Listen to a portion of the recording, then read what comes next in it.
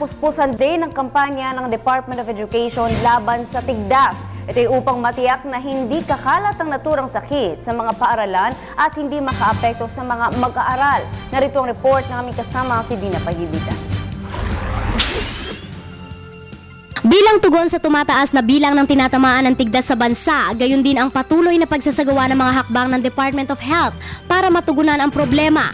Kaagad na ipinag-utos ng Kagawaran ng Edukasyon sa lahat ng pampublikong paaralan sa buong bansa ang implementasyon ng anti-measles campaign. Sa ilalim ng DepEd Memorandum No. 03 Series of 2014 o ang Preventive System for Schools o PAS, kailangan tukuyin at ipagbigay alam ng lahat ng mga guro sa kanilang local health units ang matutukoy na kaso ng tigdas sa kanilang paaralan para sa kaukulang bakuna o lunas.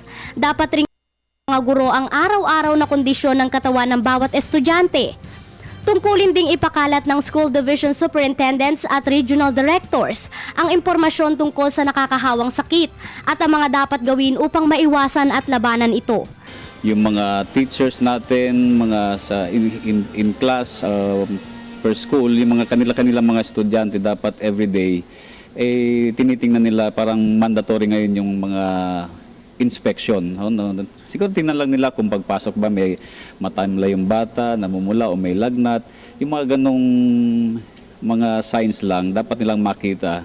Kasi hindi naman lahat ng health personnel natin ay nakakarating o nandoon sa mga eskwelahan. Kung may lagnat, sipon, ubo o anumang sintomas ng sakit ang isang estudyante, dapat napayuhan ng mga guro na manatili na lamang sa bahay at magpahinga. Bagamat pinaiigting ng DOH ang kampanya nito ukol sa kahalagahan ng bakuna sa mga bata at ang agarang pagpunta sa health center o ospital para sa lunas, dobleng ingat pa rin ang kinakailangang gawin ng bawat isa. Dahil sa simpleng pag-ubo ng may tigdas ay maaari na tayong mahawa. At kung ipagsasawalang bahala, maaaring magdulot ng diarrhea, dehydration, pneumonia at ang masaklap, ang pagkamatay. Para sa Telebisyon ng Bayan, ako si Dina Pagibitan.